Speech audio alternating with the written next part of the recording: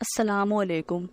قوم عاد کو اللہ تعالیٰ نے غیر معمولی قد و قامت، عمر اور طاقت عطا فرما رکھی تھی۔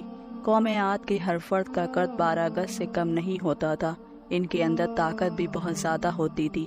کئی عام آدمی مل کر بھی جس بڑے پتھر کو اٹھا نہیں پاتے تھے، قوم عاد کا ایک آدمی آسانی سے اسے اپنے ایک ہاتھ سے اٹھا لیتا تھا۔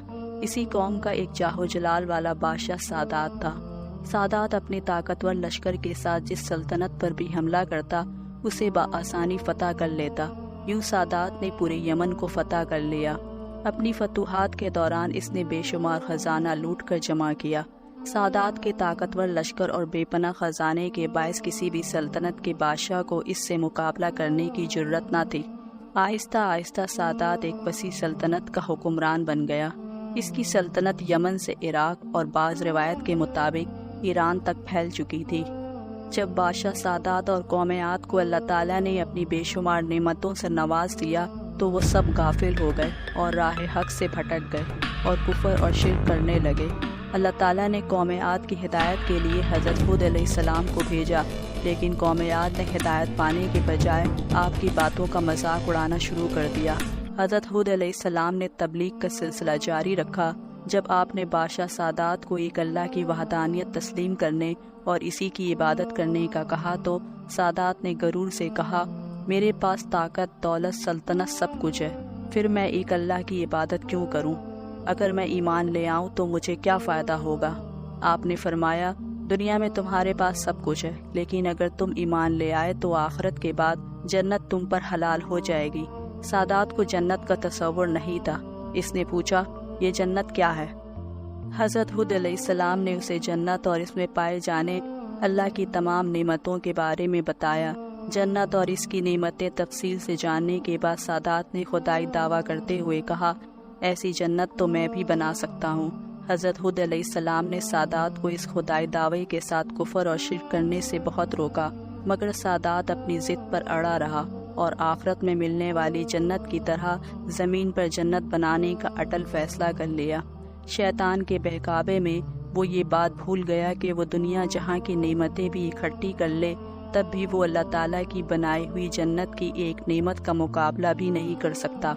بادشاہ سادات نے جنت بنانے کے لیے اپنی سلطنت کے جمع کردہ خزانوں کے ڈھیر کے علاوہ مزید خزانہ اکٹھا کرنے کے لیے اپنے بھانجے دغاق کو پیغام بھیجا، جو اس وقت ایران کا حاکم تھا۔ دغاق نے بھی ڈھیر سارا سونا اور چاندی اکٹھا کر کے سادات کو بھجوا دیے۔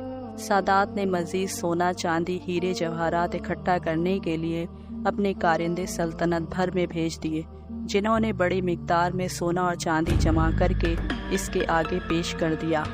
جب سونا، چاندی، ہیرے اور جواہرات کے ڈھیر لگ گئے تو سادات نے جنت بنانے کے لیے اونچے اور لمبے ٹیلوں کی سرزمین کے ایک مقام ارم اور بعض روایت کے مطابق ملک شام میں ایک صحت افزا مقام پر 20 کوس لمبی اور چوڑی مربع جگہ مقدس کی اور تعمیرات سے متعلق تمام ماہرین کو ہو جنت جیسا شہر بنانے کا کام سونپ دیا۔ ماہرین تعمیرات نے جنت نما شہر کے اطراف میں ایک مضبوط ترین اور بلند و بالا فصیل تعمیر کی اور شہر کی بنیادوں میں سنگ سلیمانی بھر دیا۔ بعد میں اس شہر میں دودھ اور شہد کی نہریں بنائی گئی۔ شہر کے وسط میں ایک ایسی نہر بھی بنائی گئی جس میں چھوٹے پتھروں کے بجائے ہیرے جواہرات ان میں بہائے گئے۔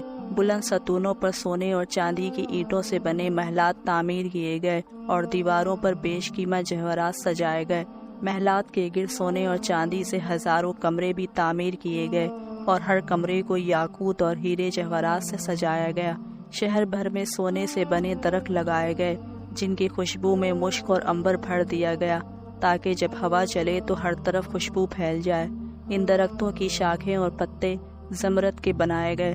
درختوں پر موتی، یاقوت اور دوسرے جواہرات کے پھل بنوا کر اس پر ٹانگ دیے گئے۔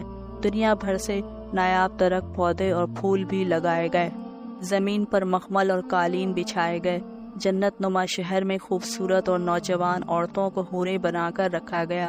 سادات کی بنائی ہوئی جنت میں سونا، چاندی، ہیرے جواہرات سے بھرے ہوئے خزانے کی جھلک اس قدر نمایاں تھی کہ جب سورج نکلتا تو اس کی روشنی میں پورا شہر جگمگا اٹھتا اور سونے اور چاندی کے بنے محلات پر ہر انسان کی نگاہ نہیں ٹھہر پاتی تھی۔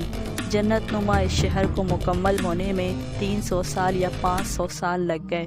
जब शहर मुकम्मल हो गया तो सादात को इत्तला दी गई कि जन्नत तैयार है।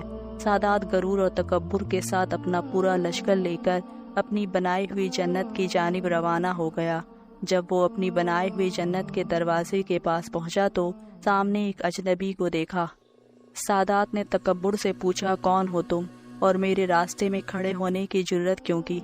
अजनबी बोला, मलकुल मौत हूँ और तुम्हारी रूह कब्ज़ करने आया हूँ। ये सुनकर सादात काम गया और गिड़गिड़ाते हुए अपनी बनाई हुई जन्नत को सिर्फ एक मर्तबा देखने की मोहलत मांगी, लेकिन मौत के फरिश्ते ने उसे मोहलत ना दी, क्योंकि अल्लाह ताला का हुक्म था सादात का एक पाँव ज़मीन पर और दूसरा घोड़े की रकाब पर था कि मौत के फरिश्ते ने इसकी जान कब्ज़ कर ली।